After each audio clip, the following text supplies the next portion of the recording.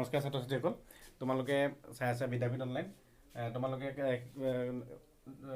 আগৰ ভিডিঅ'ত আমি সংখ্যাৰ সৈতে খেলা পাঠটিৰ মৌলিক সংখ্যা আৰু যৌগিক সংখ্যাৰ বিষয়ে আমি পঢ়িছিলোঁ। মৌলিক সংখ্যা কি, যৌগিক সংখ্যা কি, আমি সেইখিনি পঢ়িছিলোঁ। আমি তাত কিছুমান হোমৱৰ্ক দিছিলোঁ, হোমৱৰ্কখিনিও কৰিলোঁ চাগে। ঠিক আছে, এতিয়া আমি তাৰ পাছৰখিনিলৈ যাওঁ। মই কালি মই আগৰ ভিডিঅ'তে কৈছিলোঁ যে এইখিনি চালেহে আমি পিছৰখিনি কৰিবলৈ সুবিধা হ'ব। ঠিক আছে, এতিয়া আমি মৌলিক সংখ্যা আৰু যৌগিক সংখ্যা আমি চবেই বুজি পালোঁ। এতিয়া এটা মৌলিক সংখ্যাৰে এটা কোৱা হয় যমজ মৌলিক সংখ্যা বুলি কোৱা হয়। এতিয়া আমি নেক্সট পাম যমজ মৌলিক সংখ্যা। আমি পাম যমজ মৌলিক সংখ্যা বুলি।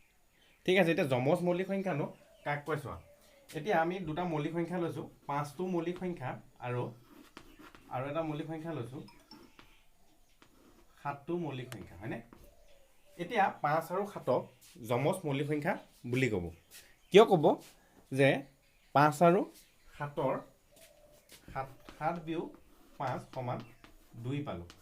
মানে যমজ মৌলিক সংখ্যা হ'বলৈ হ'লে সিহঁতৰ পাৰ্থক্য 2 হ'ব লাগিব। এতিয়া যমজ মৌলিক সংখ্যা কাক বোলে বুলি ক'লে আমি ক'ব লাগিব যে যিবোৰ মৌলিক সংখ্যাৰ বা যদি দুটা মৌলিক সংখ্যাৰ পাৰ্থক্য 2 হয় তেতিয়া তাক যমজ মৌলিক সংখ্যা বোলে। এতিয়া তোমালোকে যমজ মৌলিক সংখ্যা বুজি পালা, কিন্তু 5টো আৰু 11টো যমজ মৌলিক সংখ্যা নহয়, হয়নে? এতিয়া 11 আৰু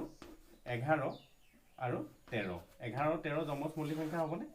যে 13 বিয়োগ 11 সমান কিমান? 11, 12, 13। আমি যদি চাওঁ 2 পাম বিয়োগ কৰিলে। সেইকাৰণে কি হ'ব? 11 আৰু 13 যমজ মৌলিক সংখ্যা হ'ব। তোমালোকে 1ৰ পৰা হোমৱৰ্ক হিচাপে ল'বা, 1ৰ পৰা 100লৈ কিমানটা 1ৰ পৰা 100লৈ কিমানযোৰ যমজ মৌলিক সংখ্যা পাম লিখিবা। কিমানযোৰ পাম লিখিবা আৰু কমেণ্টত লিখি দিবা কেইযোৰ 1ৰ পৰা 100লৈ যমজ মৌলিক সংখ্যা পাম। ঠিক আছে, এতিয়া আমি আমাৰ এই পাঠৰ আমি কিছুমান ইম্পৰ্টেণ্ট কুৱেশ্যন চাওঁ। মৌলিক উৎপাদকত প্ৰকাশ কৰিবলৈ আহে, এই পাঠত মৌলিক উৎপাদকত প্ৰকাশ কৰিবলৈ আহে। ঠিক আছে, আমি প্ৰথম সৰু এটা লৈছোঁ 18 লৈছোঁ। 18ক আমি মৌলিক উৎপাদকত প্ৰকাশ কৰিব লাগে। তাৰপিছত এই 18ক মৌলিক উৎপাদকত আমি প্ৰকাশ কৰিব লাগে। 18 উৎপাদকখিনি কি বুলি ক'লে আমি উলিয়াব পাৰিম। 1 পূৰণ 18 সমান 18, 2 পূৰণ 9 সমান 18, হয়নে? 2 পূৰণ 9 সমান 18, 3 পূৰণ 6 সমান 18, আৰু আমি কি পাব পাৰোঁ? 4 নাযাব, আমি এইকেইটা পাব পাৰোঁ। এতিয়া 18 উৎপাদকখিনি কি কি বুলি ক'লে? 18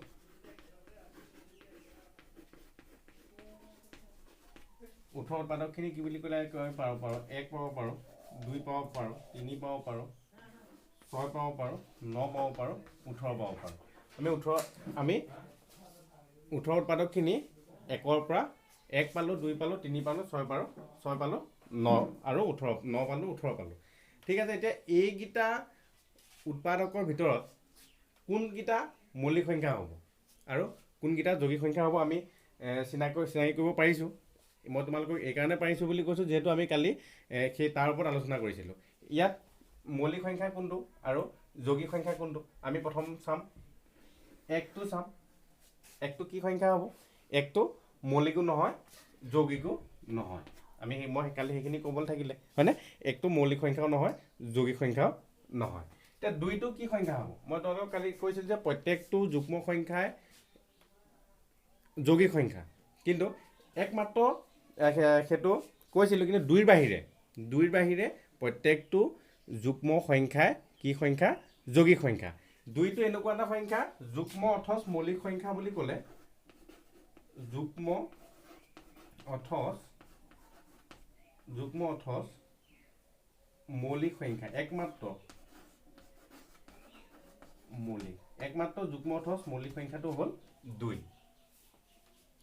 হয়নে?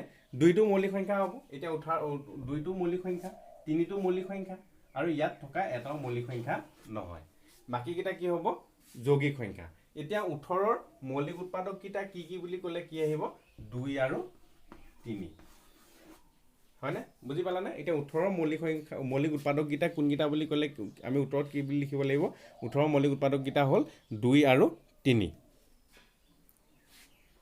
ঠিক আছে আমি 15ৰ তেনেকৈ আমি 18 কোনতে যদি খেলিমেলি লাগিছে তেতিয়া আমি আৰু এটা দিছো 15ৰ যিখিনি মৌলিক উৎপাদক 15ৰ মৌলিক উৎপাদকখিনি আমি চাও 15ৰ মৌলিক উৎপাদক বুলি ক'লে কি আহিব 15 কিহে পূৰণ যাব 1 পূৰণ 15 সমান 15 3 পূৰণ 5 সমান 15 হ'বনে 15 আৰু কিবা যাবনে নেযাব এটা 1ৰ 15ৰ উৎপাদকখিনি হ'ল 1 3 5 15 ঠিক আছে এতিয়া 15ৰ মৌলিক উৎপাদকবোৰ লিখা বুলি ক'লে আমি কি বুলি লিখিম 15ৰ উৎপাদক লিখা বুলি ক'লে আমি এইকেইটা লিখিম 15ৰ মৌলিক উৎপাদকবোৰ লিখা 15ৰ মৌলিক উৎপাদকবোৰ লিখা বা উৎপাদকবোৰ হ'ল বুলি আমি লিখিলে কি বুলি লিখিব লাগিব আমি লিখিব লাগিব 3 লিখিব লাগিব 5 লিখিব লাগিব এইকেইটা আমি লিখিব লাগিব যেহেতু এটি মৌলিক সংখ্যা তোমালোকে এটা কথা মন ৰাখিবা 2ৰ বাহিৰে প্ৰত্যেকটো যুগ্ম সংখ্যাই যৌগিক সংখ্যা হয়নে আৰু 2টো এনেকুৱা এটা সংখ্যা সি যুগ্ম অথচ মৌলিক একমাত্ৰ যুগ্ম অথচ মৌলিক সংখ্যাটো কি বুলি পৰীক্ষাত আহে একমাত্ৰ যুগ্ম অথচ মৌলিক সংখ্যাটো হ'ব 2 ঠিক আছে এতিয়া তোমালোকক মই মৌলিক উৎপাদক কি মই তোমালোকক ক'লো আৰু তোমালোকে মৌলিক উৎপাদকখিনি আজি চাবা মৌলিক উৎপাদকখিনি তোমালোকক মই কেইটামান হোমৱৰ্ক দিলোঁ 50 উলিয়াবা 60 উলিয়াবা আৰু অনুশীলনী মই তোমালোকক যিটো সংখ্যাৰ সৈতে খেলা পাঠটো যিটো বুজাই আছোঁ তাৰ অনুশীলনী তোমালোকে এইকেইটা দিয়াৰ উপৰিও তোমালোকে অনুশীলনী চাবা 10টো আৰু 11 অনুশীলনী 10 আৰু 11 যিটো প্ৰশ্নৰ 10 আৰু 11ৰ পাঠটো প্ৰশ্নকেইটা কৰি পেলাবা তাত উৎপাদক তলৰ সংখ্যাবোৰৰ মৌলিক উৎপাদক উলিওৱা বুলি আছে 10 আৰু 11 কুৱেশ্যনটো তোমালোকে কৰি পেলাবা ঠিক আছে